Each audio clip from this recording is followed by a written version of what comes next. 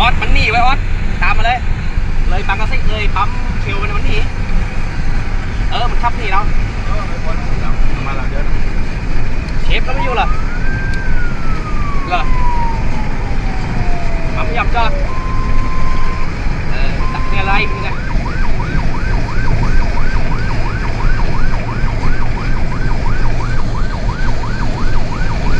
ข้างโน้นมีเนี่ยไม่มีข้างโน้นเป็นมัดมัดอะไรเป็นเม็ดเป็นมัดมาแล้วนี่เด็กวิทย์มันเป็นถุงอย่างนั้นออกยากหน่อย